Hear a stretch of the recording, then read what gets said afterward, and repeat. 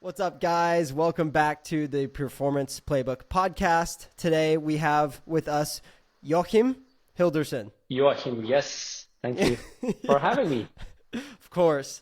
So this was a podcast. I've messaged you a while back. I've been really Yeah. excited to have this because within the diving realm, and I've kind of worked my way into the diving realm, especially the mobility side of diving. But you've been a guest that I've been excited to have because the information that you're posting on Instagram and the things that you can do is incredible. And so I thought within this podcast, we could kind of pick your mind. But just for people to get just a background on you, who are you and what do you do? All right. I'm a flexibility coach currently, and I coach flexibility because it's hard. And why I say that is it's hard to me. My body loves strength. I've always been a strength athlete. I think I've always been very active.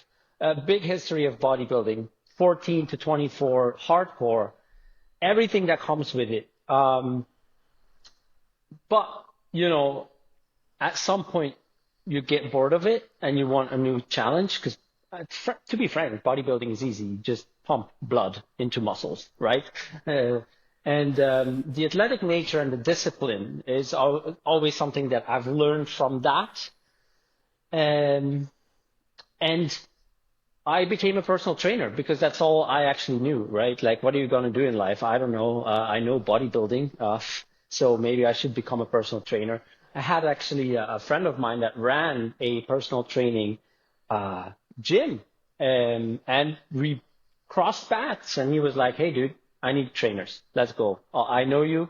And from there, I started educating myself a lot because within the personal training community and the space that we were working at, we were doing a lot of education, functional training, like a broad spectrum of things. And so I got exposed to a lot of different styles. But doing that over 7 years, I did that, by the way. All of a sudden, I saw these feeds popping by, on social media, like insane flexibility, but also insanely strong. And I was like, I've got the strength part. Let's dive into that. Let's see if I can do that because it was really mesmerizing to me. And from bodybuilding, switching into calisthenics, I mean, bro gymnastics, levers, back rolls, all of these things, actually, I was treating all of my strength like it was bodybuilding because, I didn't have an understanding of that. And I got horribly injured, elbows, everything was severely inflamed. And due to my work ethic, I also didn't really know a lot about recovery, about rehab, about spacing out training, resting. And so these injuries led me deeper into flexibility, let's say. And by doing it, I realized, oh my God, my body hates this, like literally hates it.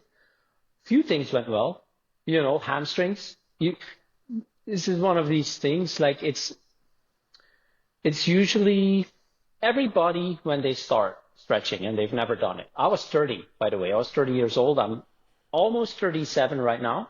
Wow. So I was stiff, and it's always everybody starts stiff if they haven't done it for 30 years. But some things can respond fast. We call that a fast responder. You could be a fast responder. And certain areas of my body, hamstrings, some shoulder extension, like these things, very fast responding within half a year, like pretty good pike within a year, like basically head to toe, which is great. But other things, hip opening, hip rotation, spine, shoulders, like so hard. And I just got stuck thinking about the subject. And because I got stuck thinking about this subject, because like this doesn't work, that doesn't work, I just spent a lot more time than other people, I think, thinking about the subject. And that's why I'm a teacher today. Obviously, I've also worked with other coaches that coached me back in the day a little bit. But I would say a lot of it comes from my own practice because I've been without a coach for a long, long time. And yeah, I just had to figure out things. And the more you figure out, and also working with other people. I kind of started quite fast working with other people, I would say, which wasn't, I wasn't the best coach, but we need to learn. And while coaching other people, you learn some stuff. So by now, obviously, I've seen hundreds of people, and my own body's been an experiment for 7 years, and some things still suck, and some things are great. So let's call it that. But I Yeah. keep thinking on it. I'm a little bit. It's very interesting to me, the body in that way, in the flexibility realm, and I do a lot of pondering, and here we are today. Yeah. Would you say strength is a good prerequisite to flexibility training? Or Mm. because I always feel It's like there's a give and take. Obviously, it's a really gray question, but do you feel like that helped you, let's say, when it came to like flexibility, mobility? I think it more the benefit of strength and having a strength background is understanding form.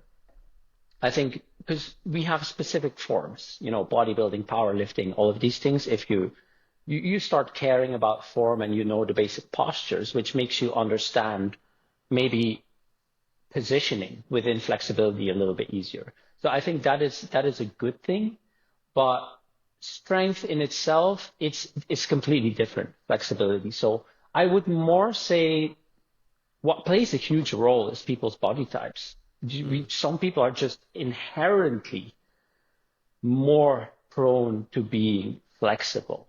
And and you could be a very fast responder or you could be a very slow responder. And if you have strength or not, most of all, that will dictate a little bit of your pace, I would say. Yeah. It's interesting because when you're looking at the athletic side, so diving, you need to be very explosive but Hmm. hypermobile. And so if Yeah, but those two things they kind of clash quite often. Um, often, yes.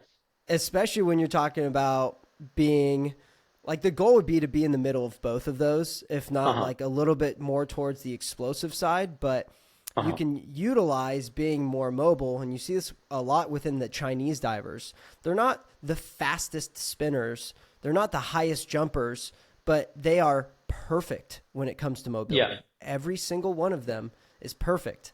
And so you can use that compression strength, boom, to get into a flip. And so if you can shrink Yeah. that center of gravity, then it's game over.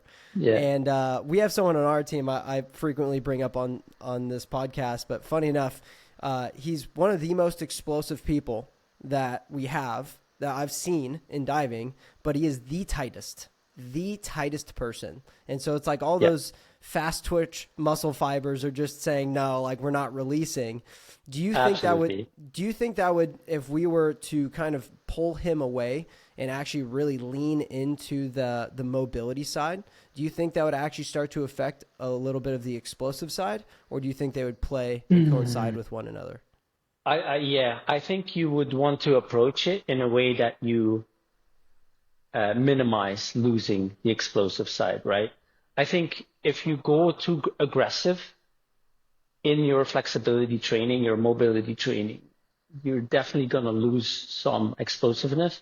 And that could be temporarily, but you're just going to be worked, right? Like deep flexibility work and really making changes, lasting changes in your body is a thing that um, it works deeply with your musculature, with your nervous system, and you can really have that neural fatigue. Your musculature can really be fatigued, feeling on the edge even of slightly strainy, if you've done a big session, and you really need to recover from that. So if you would take a person like that and you put them through these workouts, um, and then on the same time, that person really needs to keep training, swimming, swimming, swimming, and being explosive no matter what the time is. Like if you've really opened up that person's hips and he's recovering from that, for example, like the hips aren't going to function temporarily as well, right? And so during the process of that flexibility gain, there will be moments. I would assume that he'd be feeling less explosive in training and actually being less explosive. So maybe, for example, working harder in an off season and setting only a few goals in season, which don't impact as much, or training a little bit lighter and taking the slower road would probably be good. Yeah. What are your views then when it comes to, because this is the part that gets so hard for me, especially because like I do a fair amount of coaching when it comes to mobility and strength and core work and all of these pieces. But it's funny just even doing it on myself. There's so much information spread out everywhere. And like everyone does things completely differently when it comes to Shaolin monks, when it comes to the gymnasts, the artistic swimmers, like Yeah, it's a clusterfuck everywhere. yeah, But yeah, one thing I always found kind of interesting, though, especially like with the newer information, I feel like that's coming out, more people are starting to speak up about like flexibility and mobility. They don't want to be sore. They don't want you to be sore. And I have my how? opinion. I have my yeah. I have my opinions on that, but I'd be interested to hear what you think about just general soreness from stretching. Yeah, I think it's a very normal thing to be sore from stretching. Like, again, it comes down to what type of a responder are you? What type of body? Yeah, what's your body type? Let's call it this, right? A lot goes into this.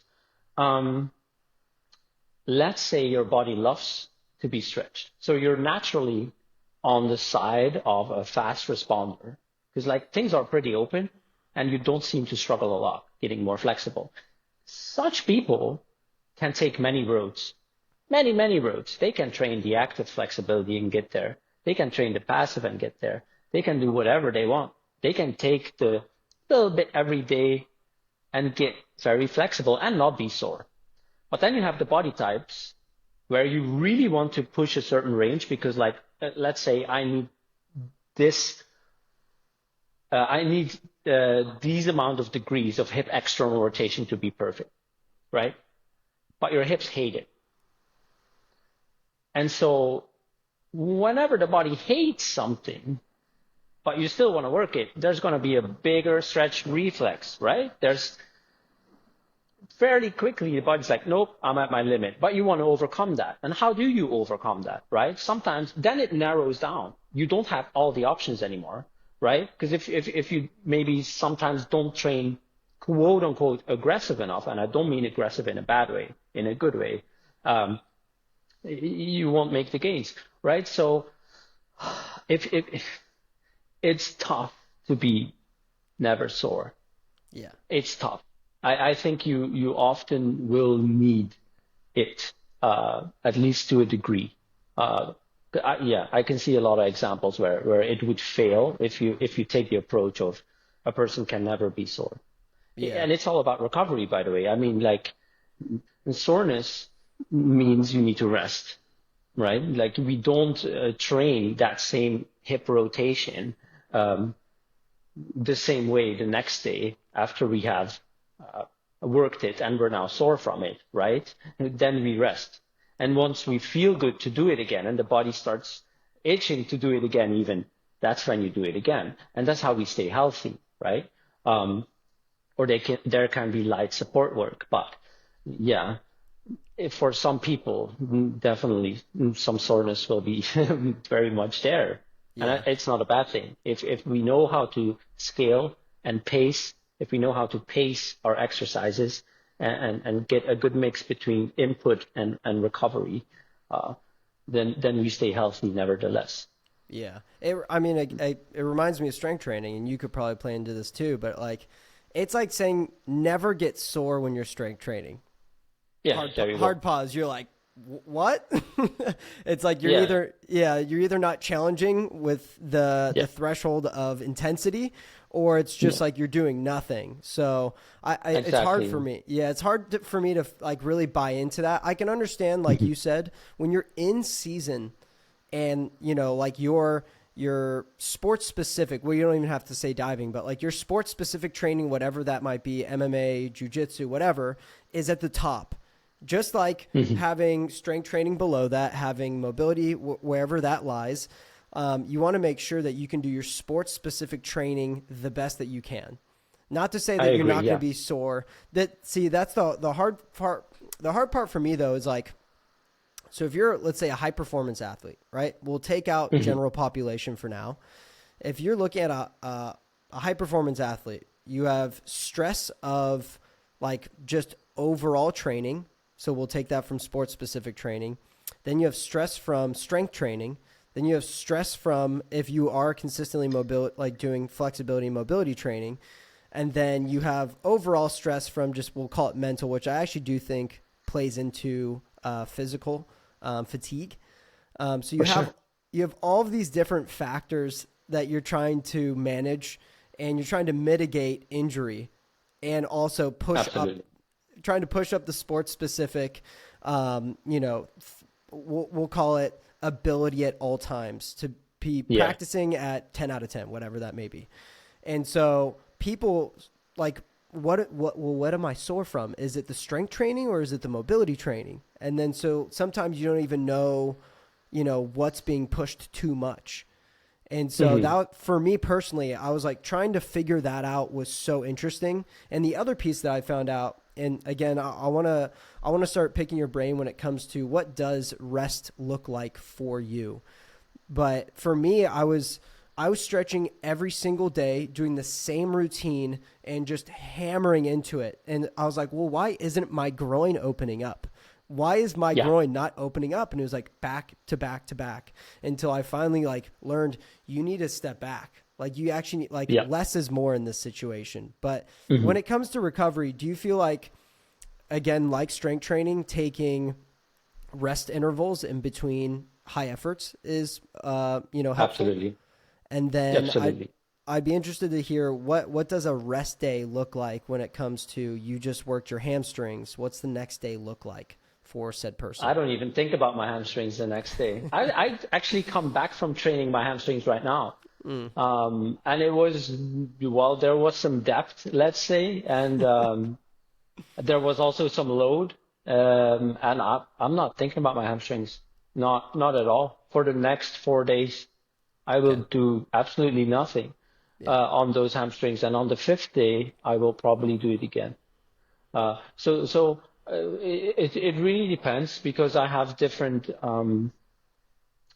things that I play with within my body, um, based on how I want to approach my body at the moment, and based on how I have felt that I improved the best. Mm. And some things are very heavy stimulus, nothing, and other things are uh, minimal stimulus or softer stimulus, frequent, right? Because right now I'm actually sitting on the floor cross-legged with one leg on top of another.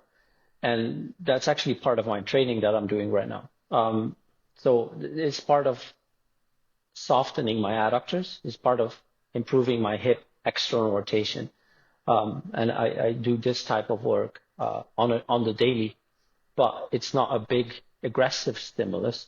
It's one of these things that every day you check in with your body, and let's say if my body is very fresh, there's progressive exercises that lead into it, but they're all somewhat softer, and they're all geared towards me recovering quite fast.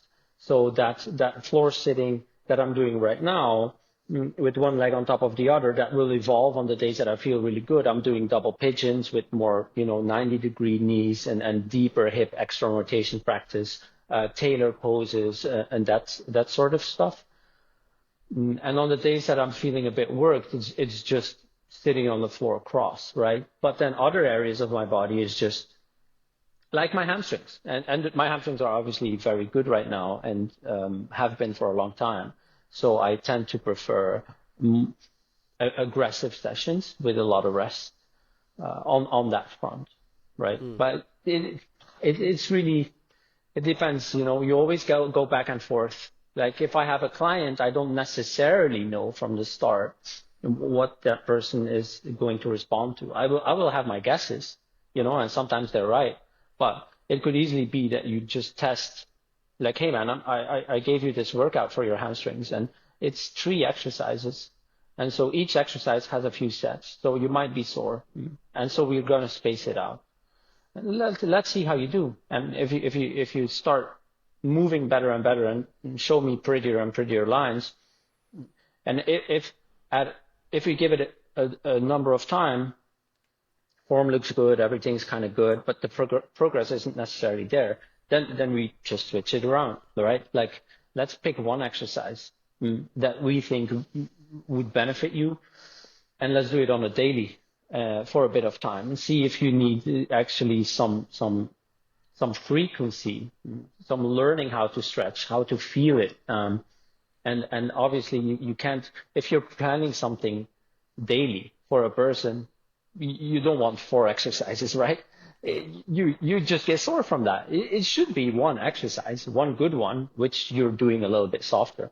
And you really can go back and forth on that. Like, that's always like how it goes, kind of. Okay.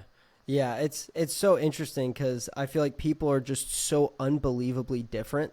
And so when it comes to, trying to change the muscle fiber, trying to lengthen these muscle fibers, it's like, for me, I felt like when I was younger, and obviously having a younger and an older body, I will most likely be different when it comes to loading into it. And maybe you can speak into that, but I started out in gymnastics. And so we had very aggressive, like, Russian training when it came to flexibility. Like, you're going to sit in a front split for 2 minutes, and I'm going to have, like, my 200-pound plus coach sit on the back of me. And then once that was perfectly flat, your foot goes up on a mat. And then once that's flat, good, we're going to maintain that. And, like, that was the type of training. And the worst part for me was stopping flexibility when I went into diving, because it was from so structured to no structure. And so I had to regain all of it, which was good learning for me, because I had to teach myself how to get back into a front split. But I actually, just to jump back really quickly, because you started mobility training so late, and I actually think this is such an interesting place to touch on when you're thinking of older individuals. So bringing back the general population, because I feel like strength training, incredibly important for them, right? Because you want to make sure they have good grip strength so you can, lower that all-cause mortality. But I feel like another piece people don't think about, right? Because these are just studies that are being done. One obvious one is, like, most of these people that are falling and that have all these issues are the tightest humans you'll ever see in your life. Like, they have zero mobility. And so it's like, if they have the ability to get down into a full primal squat, Chinese squat, however you want to call it, or they can touch their toes, I feel like even when they do fall, if they fall, it's graceful, because your hands are already on the floor if your hamstrings are mobile enough. What did that process look like for you? So you started at 30, you said 30 or 31? 30, like, actually 29 and a half to be precise. Okay. And so you've been doing it for, we'll say, around what, 8 years, 7.5? Yeah. And so that's a long time, but looking at the overall picture, it's not that long. And if you're looking at it, if you're looking at a weight training practice, like, you plan on doing that for your whole life. That's not just like a one-time thing. So what's your thoughts when it comes to general population and just starting their mobility? Even if you're 50, like, what would that look like for you as a coach? Yeah. Let me say, it can be rough and it can be easy. Yeah. Because again, if a person is 50 years old, but they never knew that they had talent, and you just give them some targeted flexibility with good rest, some strength within range, dude, like, it can go really well. Yeah. But still, the older you get, obviously, the harder it is. And a lot of people just keep stiffening up. Yeah. And it's a different story if you start when you're 10, different story 20, different story 30, different story 40 for sure. So for the people that aren't, let's say, blessed with the genetics, it can be grueling. And it has been and still is grueling for me, since my body prefers strength. I've had to revise my goals. Let's say I thought after 7 years dude, I'd be doing the craziest things, which I'm not. Maybe in some degrees, but definitely not how I envisioned it. Because then you also like run into certain structural issues. Like I literally have some structural issues and I can't overcome them. And like, damn, why? Um, but also just starting late, never really using my hips in an open way ever for 30 years of my life. Like, how can I expect my body to understand what I'm trying to do with it and trying to get these flat tailor poses and lotuses and stuff like that on two knee surgeries? You know what I mean? Like, it's just your body's like, hey man, you waited a little bit too long. I'm not sure what you're going at here, but you stretch, you open up a little bit. Next day, you're like, oh, completely done again. And like, it's been like that on certain areas. And for some of my clients as well, I mean, like, if the people are older, but they have like that potential, like it's still somewhat of a smooth grind, a little bit slower, because uh, we have to just understand, if you're 50, we shouldn't load you as fast or as progressive maybe, but we can definitely progressively load you, but we need to be a little bit careful and always have that health in the back of our minds. We never need to rush anything, right? If you're 50, maybe you also don't think like do you really want to rush this? Knowing that it's something completely different.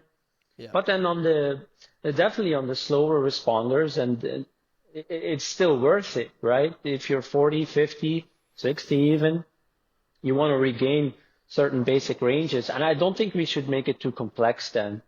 I think that's the most important thing. Like, do we really need to have extremely open hips to age better? Like, I actually don't think so. You can make it a goal if you want to, right? Having more open hips and knees that fall open, long adductors, maybe even a side split. If you really want to put that as a goal, I think go for it, and we can really look at it and then look at all the things involved. But to really age well, would you need that? Like, can you be tight in the groin, for example, and age well? I think yes. What we really want to look at more is knee flexion and quadricep flexibility, right? Can we just get basic quadricep flexibility down? Because it's not only about the range of motion, but also about a little bit of a link towards lower back pain. Very stiff hip flexors, stiff quads tend to have yeah, I've solved a lot of back issues with actually quad lengthening. And a lot of my clients back in the day, they would come with me, they have back pain. We do like couch stretches and things like that, and they really improve, and their back pain is good. And then, of course, they forget about it, and back pain is there again. And it's definitely not the only solution to back pain. If you're listening, right, there's a lot that could go into it, but it's the thing to look at. Hamstring flexibility. I think yes. Can we touch our toes? Can we have our palms to the floor? I think that is quite handy, right? And a little bit of a lower back that cooperates, that lumbar flexion with folding forward and having that healthy and maybe strong. Like those things, because grabbing towards your shoes and towards the floor. And then if you have that quad length, hamstring flexibility, and then shoulders and spine, again, do we need to have a contortion spine to age well? Hell no.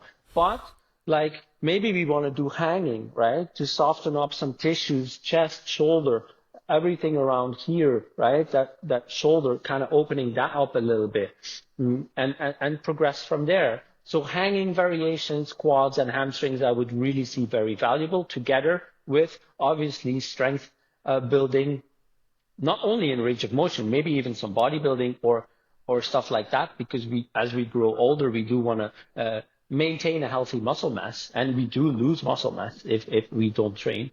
So that would, probably be quite all right if we can do those things. Yeah. And if people get through that, if they have further goals, by all means, Yeah. sky's the limit. Yeah. Well, so I think it's interesting too, because obviously we talk about everyone being very different, but there are some things that are pretty tried and true, I feel like, and I'd be interested to see what those tried and true things are. And I feel like I'm always kind of learning what groups like, when it comes to, hey, this is what we do when it comes to mobility. This is what worked for us. Maybe even just on your own flexibility journey. What type of mobility training has worked for you? Is passive your best? Do you like dynamic? Do you like ballistic type of stretching? Like what? Or obviously it could be a mix, and that's I'm being very, again, quite general No, here, that's a but good question. Yeah. what feels like it really starts to open up that tissue for you? Yeah. So the body is, you can divide your body into zones, right? And there's my shoulder, there's my spine, there's my hip flexion extension, there's my hip rotation, my ankles.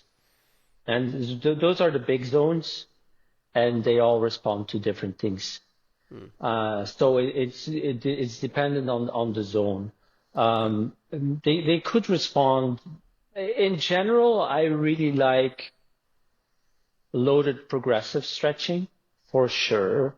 I've done a lot with that for my own body. But if I try to extrapolate that to everything, I will get some failures, My adductors need a little bit more frequency and softness. Like one of the biggest problem areas is like my short adductors specifically, not the long ones. The long ones respond very well to training. But the short adductors, they just absolutely hate getting more flexible. And so they actually need convincing. And I've done the strength way and for extended periods of time. I've been talking 2 years plus, which they respond to, but they don't soften. It's an aggressive type of stretching, and they respond to it. They allow more. Their strength increase, but the body's always tight. Sitting on the floor is always uncomfortable, and I have come to value more of that softness, so I can actually comfortably sit on the floor in different variations, and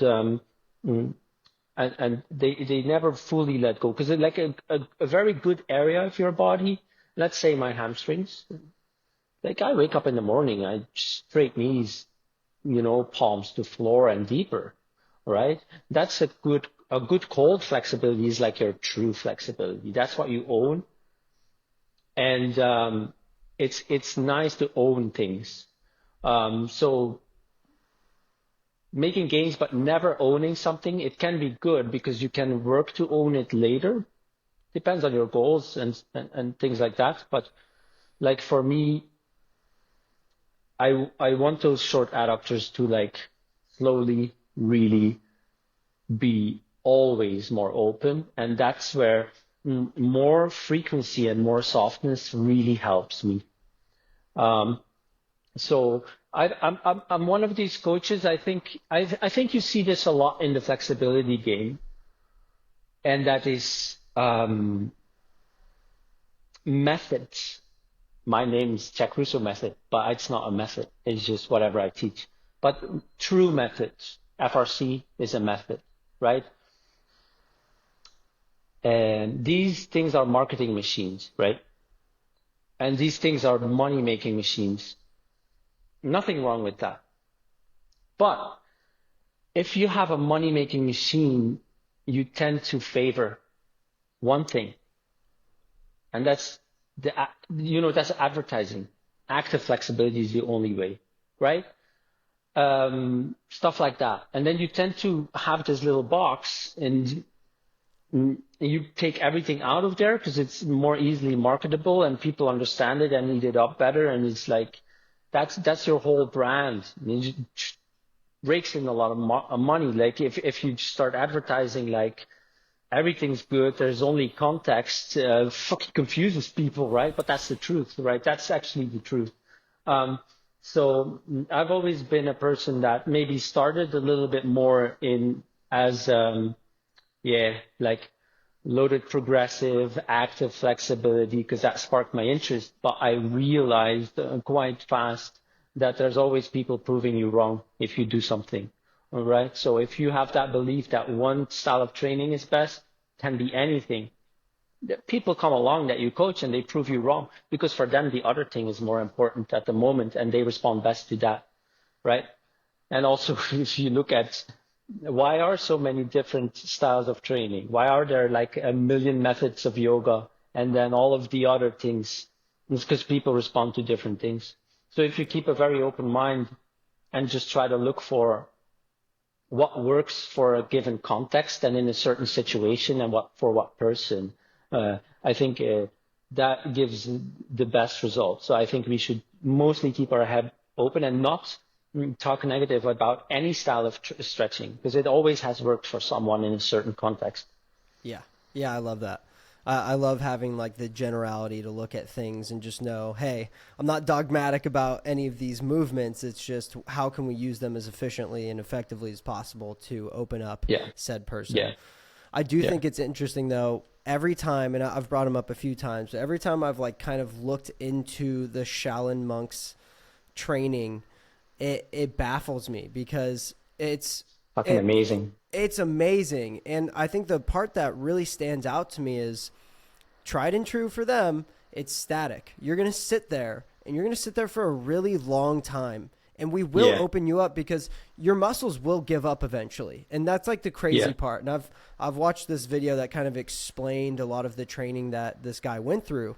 And I mean, he was talking about like middle split training to where he had two options. He either had a coach grab his arms while he's in a standing middle split and they sit there for 10 minutes until he completely Yeah. goes down, or the coach gives him a pillow and he says, Yeah. I'll see you in 20 minutes. And then Yeah. at 10 minutes, his leg's just given and he slides all the way down. And so Yeah. I think no matter what, and maybe I'm wrong here and you can correct me, but no matter what, like passive, like static flexibility, if you hold it for long enough, will rip you into the ranges. But the problem was he talked about 60%, if not more than that, people were just ruined. I mean, most of the like there were so many injuries that would come out of that. It's like kind of the Chinese system for most sports. You either make it and you're a gold medalist, or That's no it. one, and no one knows about you, and because Exactly. you're broken. Yeah, Exactly. And like what age category are we talking? yeah, yeah, You know, like usually these methods they start at a very young age. You know, like the Shaolin monks and stuff like that. I have a friend that's been trained that way in China. Amazing. His hips, everything, so good. And like after going through that, you can spend your life strengthening your body within your flexibility. And then you create different creatures. It's like you just maintain your flexibility that you obtained as a kid and you strengthen the hell out of it. It's so beautiful to see. But I also do wonder for sure, like even in kids, you see differences, definite differences. Look, that spine moves completely different than that spine. Why is that? They're both the same age, right? They're young, very young. Why is that? So it's one of these processes, I think, where you do weed out the weaker ones, and they just don't make it. yeah, Whereas maybe I don't have enough experience on exactly how that goes there, but I would also say if it works, you create amazing things. If it doesn't work, could you have done it differently and have had certain kids respond better with a more careful approach or a different approach, and maybe they wouldn't get like maybe as insane, but still very strong and very flexible for a normal human being? Probably, yeah. You know, because it's like it is one of these styles of training where the training is always the same for everybody, and just if you make it, you make it, and you see the good people. And definitely you can't do that with you should try that with a 50-year-old that starts up with you, try, you see you in 20 minutes. Yeah, good luck. I mean, they're wrecked. They need so much spacing out of training and like specific stimuli for, just, yeah, a day of training, compartmentalized, no splits, instead of maybe sometimes a split, but like if we look at a front split, are you really going to have such a person like train actual front splits while you know that on the front of quadricep flexibility, there can be done a lot. Hip extension, there can be done a lot. Forward folding hamstrings, there can be done a lot. Shouldn't we like compartmentalize it for a little bit and give them stimuli, just individual pieces? Because it's one thing folding forward with two legs, just standing up and just folding forward. And it's one thing straightening out a hamstring into hip flexion while the other leg goes completely the other way. It's a different thing. And the body will tell you with a way more aggressive stretch reflex that that's not necessarily what you need to be doing at that time. So careful and compartmentalized can be very good. Like, I don't think we want to push later starters that way. Yeah. The other thing I found interesting about the training was the fact that they're not doing, again, they're not like high performance athletes. They are high performance athletes. And so they're doing mobility training twice a day. But on top of the mobility training, they're doing their sport, and their sport could just be dynamic mobility, right? Like they're doing all the kicking, and, they have to be utilizing the hip flexors and the hamstrings and the quads so dynamically that they're still working that stretch, so to speak. Yeah. And yeah, so it's a different form of flexibility in the afternoon or something, like yeah, kids will adapt because they can handle a lot. But for us and for me, that's just wouldn't work. That So would have been a big no. do you take your sessions once a day, or do you try to look at once a day plus other movements or movement practices like sitting on the floor that play into your mobility training? It's mostly like if I'm going to target an area of my body, is gonna be specifically that one time. I'm not really going to target that body part later in the day with different types of moves, unless it's something completely unrelated. I mean, that I want to do, but I wouldn't for myself like train hamstring flexibility and then like doing ballistic kicks in the afternoon. No way. The more advanced you get, you can get away with more. But no, it's mostly just like I was in the gym earlier. I was working hamstrings, hip internal rotation, which also one of these things my body hates. Hip extension, these things, quadricep range, and that's a workout, and after the workout, it's done with it. Yeah. And probably not for a few days. Like for the most part, my body does like having sessions that are a little bit they're good workouts that I just space out with multiple days in between. Yeah. I don't train flexibility every day. Okay. Yeah. So you have specific down days. It's just because, again, I find it interesting when I connect it to diving, let's say, again, very hypermobile. So even when I'll have specific training days for mobility, if I like it or not, I'm forcing my body into these ranges. And so I have to compress into a pike. I have to be doing a lot of this work. And so, I am doing dynamic kicks twice a day, and then these flips that are working the hamstrings, the quads, the hip flexors. And so it just, one way for me that I was trying to work it out in my mind was take out the diving, right? Do you think it would be an effective way of training if you could have a specific training session within a day that's more static with some, active work, and you're working different pieces of mobility like compression, and then you have the afternoon training looking like more dynamic work for, let's say, like 30 minutes to where you're working, slamming into a position, like getting into a pike or even just doing a dynamic leg swing to work the tissue I differently? I would, I mean, you can adapt to different things, obviously, depending on how you program it. Um, but for the most part, I wouldn't necessarily touch that myself. Okay. I Okay. think like if you want to do dynamic work and you want to do static type work, they can easily be combined in a longer session. Okay. And then like one moment of the day, like you warm up and you do all of these things while you're open and the most fresh. That's how I see it being the most productive for the most part. When you're most fresh, you're already open. You've done your statics, right? You go into your dynamics, and that's a day. And then you can build some soreness and recover from that, you know.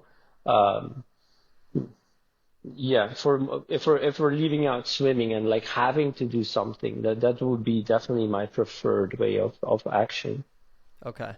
Yeah. And It's one of these things where like let's say you do your statics and everything, and you know it got a little bit tough. Like there's already some tissue damage. You're stiffening up already during the day, right? You're already kind of getting that healing process started. And then like you kind of warm up again and do it again. Like for the most part, I would maybe that later session. Yeah, I would just prefer it if like I'm now already open and warm from my statics. Now I can do some kicking and some whatever. Uh, I would see that for more people being more ideal. yeah. So then we're looking at programs, we're analyzing what would be best and how you do it. On the inverse of that, what's just like a very obvious, so people can kind of just lock this in, what are some obvious just red flags when it comes to mobility work that have kind of pushed you off, if there's any? Red flags, things you shouldn't do. Yeah.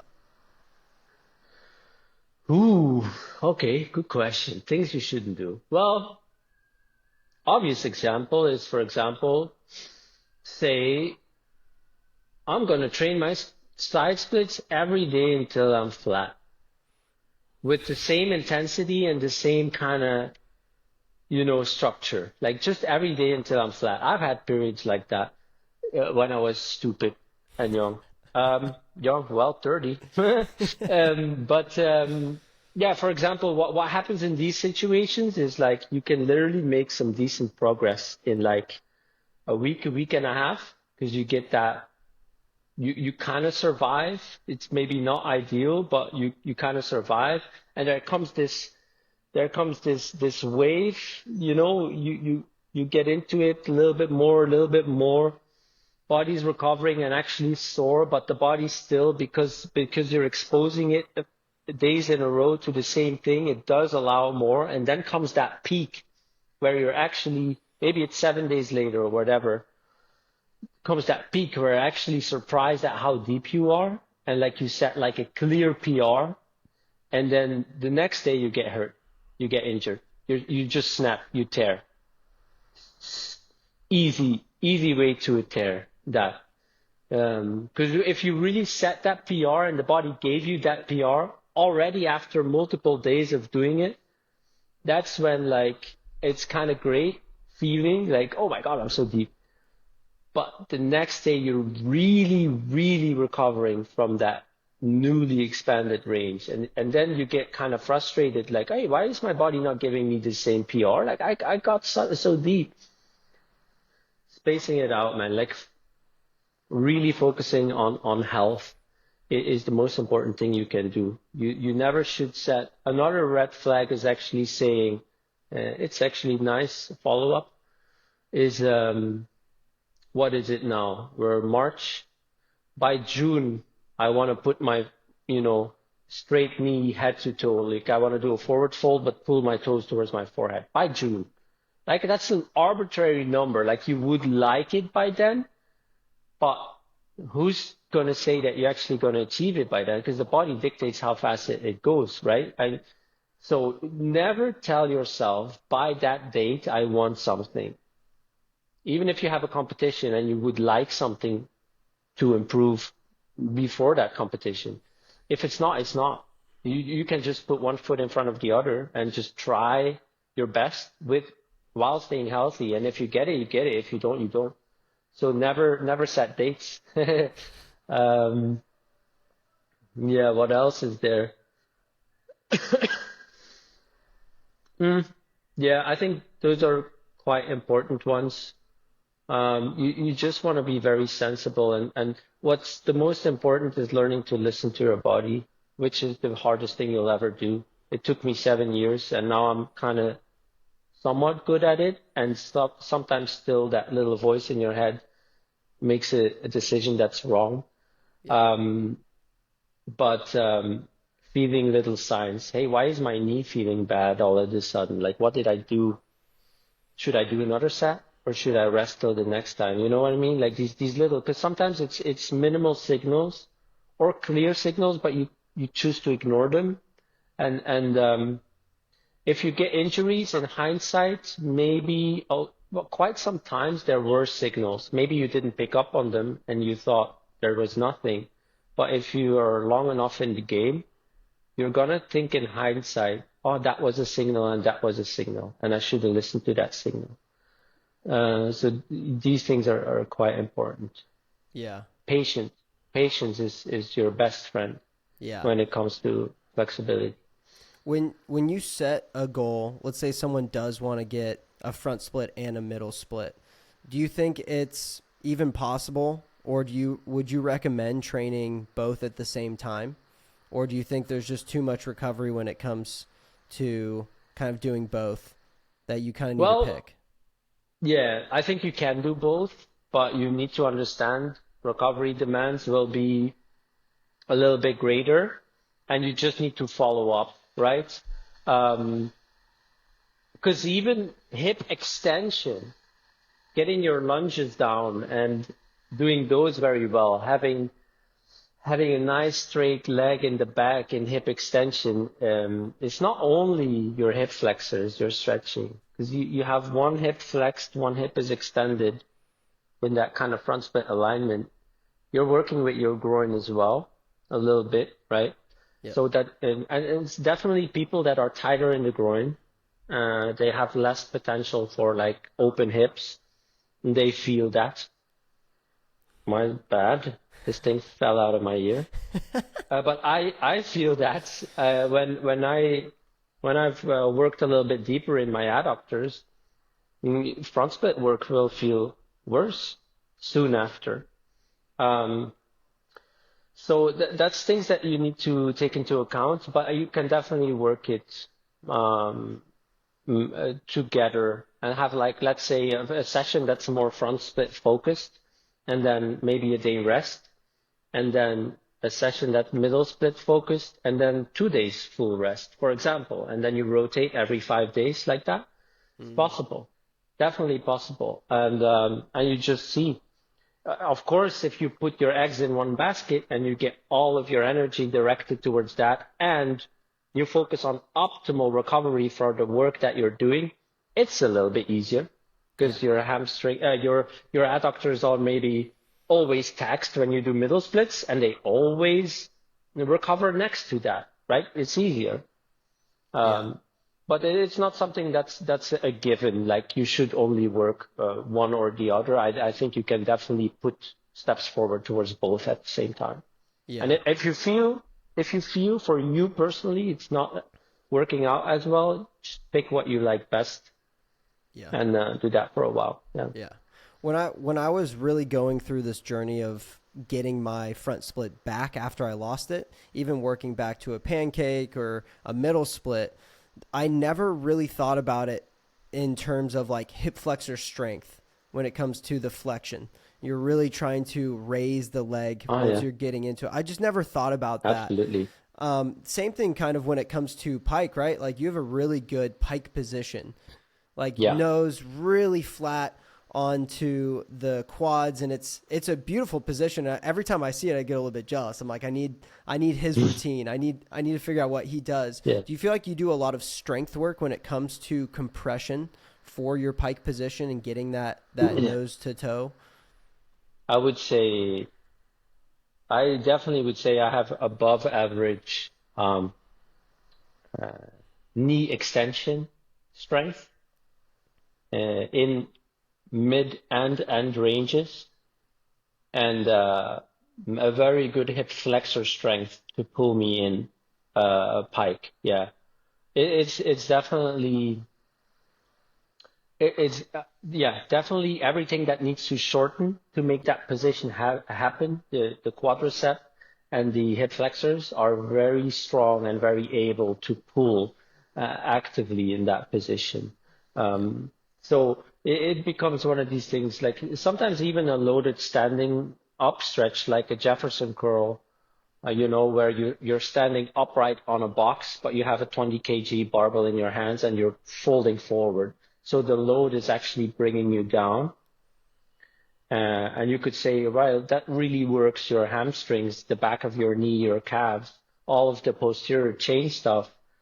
But if you get good enough and the hamstrings and all of that relaxes into it, well, you really start pulling with your hip flexors to compress the ribs against the legs, and it becomes really an active compression in that end range, and the quads lock out hard to keep the knees extended. But it's really something you don't always necessarily do from the start, because if there's too much resistance in the backside, engaging the front side, the shortening side, will actually increase the stretch reflex, right? So if the stretch reflex is already severe on the backside, increasing that stretch reflex by active contractions sometimes creates resistance.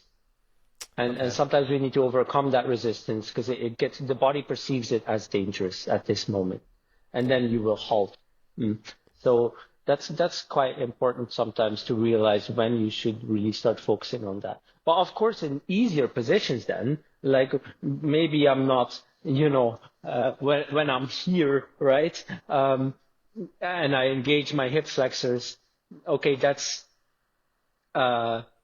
that's a little bit tough for some people, right? Because here I'm really compressed, but maybe here, right, straightforward, I can actually engage while I'm in an easier position, and you can teach beginners, knee extensions, going from knee flexion to knee extension while standing up in only 90 degrees of hip flexion, for example, right? Where now you place the focus on the quadricep, and it needs to be strong to maybe pull a weight up, but it's not as deep of a stretch, so the hamstrings are a little bit more fine with it. So when you get into, let's say, a more elite side of stretching, and you can utilize, weighted mobility and stuff like that, like a Jefferson curl, because I've done this at some point. And again, I'm interested to see what it looks like for you, but I have a tendency to want to ego lift. Well, let's just like stack up a little. Oh, let's put another plate on. Well, let's just see well, it's just my body weight that I'm holding. It's like when you do a weighted mobility, is that more as like a marker to pull you down into the stretch, or are you actually utilizing a good amount of load when you're doing this? Not anymore. Maybe in my days. I've done a 76 kilo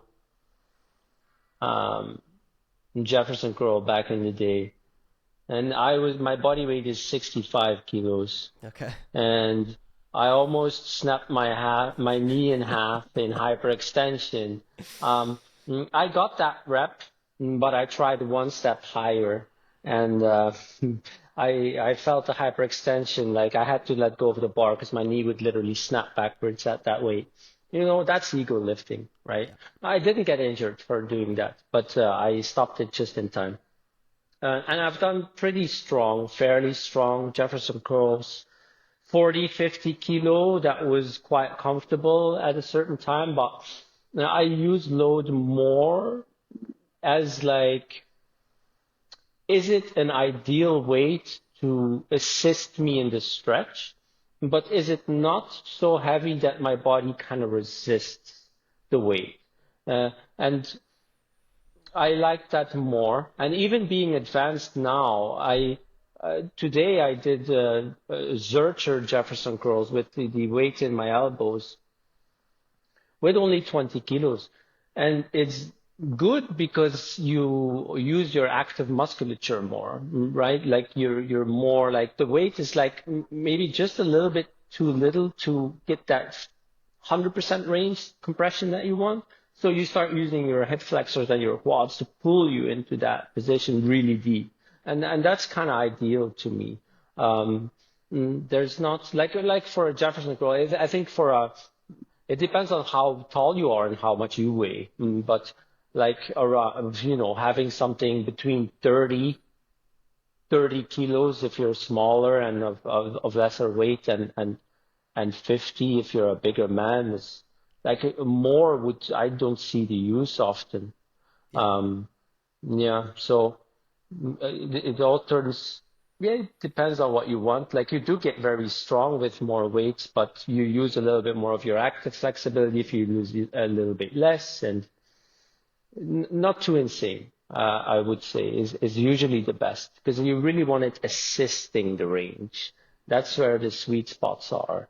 Yeah. And sometimes you even want to reduce weight because sometimes the weight helps, right? And then you overcome that and you get stronger and the weight has actually helped you achieve a certain position. But it would be more advanced if you could do it with little to no weight, because then you have to use your own musculature, right? So sometimes you want to think regress weight to progress a body. Yeah. When you're challenging your body in, let's say, an overstretched position or just a position that you're not necessarily used to, are you very locked into systems like your breathing and how you're reacting in that moment? Because I feel like a lot of mobility right now is going towards the strength training, like training through range, which I do like, and it's smart, especially if you're looking at like the hypertrophic side of things. Obviously, like you can have a better stimulus if you work through a full range of motion. Great. But when you take out a lot of breathing because, let's say you're doing a back squat ass to grass, like especially if you're doing like the Valsalva maneuver and you're really trying to make sure that you're compressing, making sure that you have a lot of tension in the body so you don't give and you have some problem within the lower back.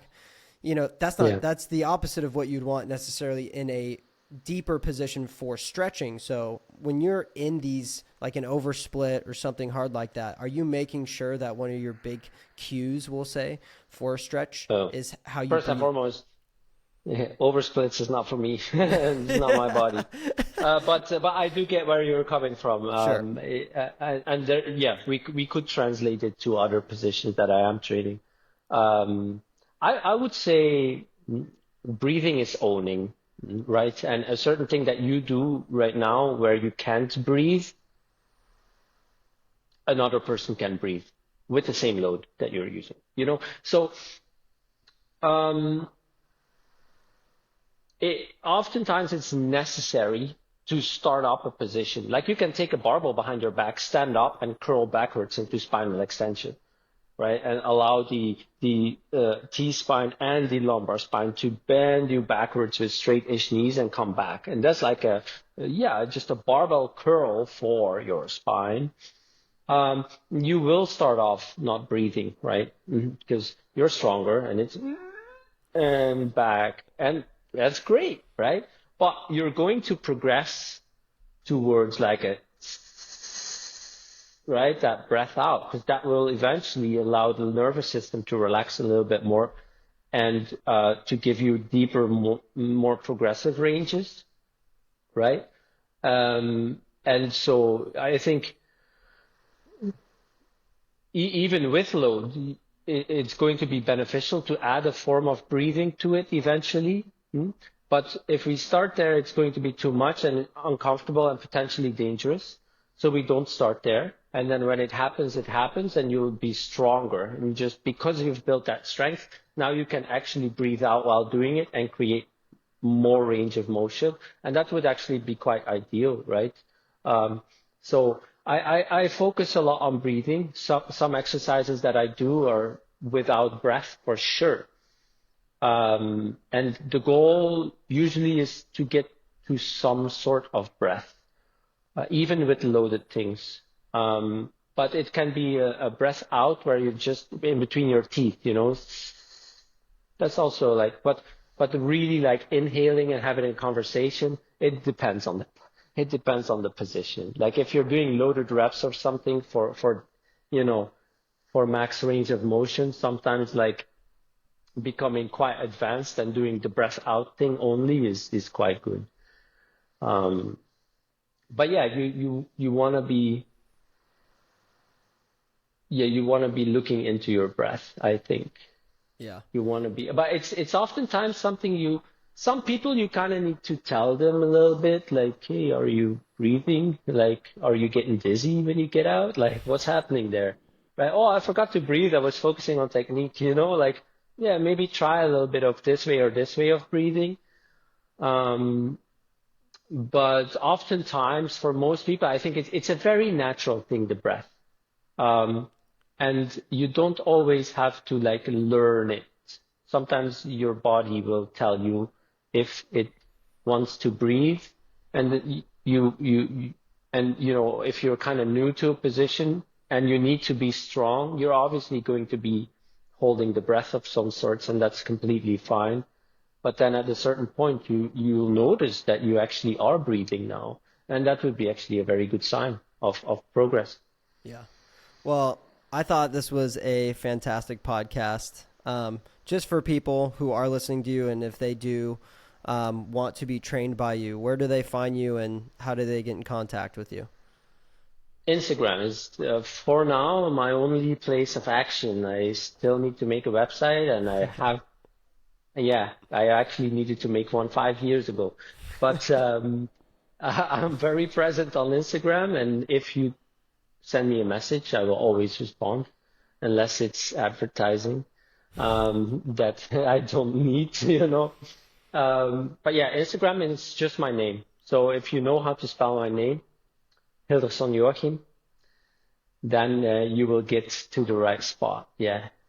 Okay, sweet. And then do you have any in-person training, or do you have any, kind of like seminars that you do? I give workshops around the world if they ask me. I'm going to Dubai in June, I think. And yeah, I've done a lot of countries. So again, like if you follow me on Instagram, I will share where I'm gonna be, and then details will follow. There'll be a link. And also, if you're in Barcelona and want a private coaching with me, that's possible. You just need to reach out through Instagram again, because I do privates here in my home gym for people that are from here or that are traveling through. Okay, well, sweet. Well, maybe next time I'm in Barcelona, we'll have a little video. Definitely. All right, well, sweet. Yeah, for sure. Well, thank you for your time, and we'll have to pull you on at some point and repick your brain in the near future. But thank you for joining. Yeah. Thanks for having me. Yeah, thanks, guys. Thanks for watching. We'll catch you next time.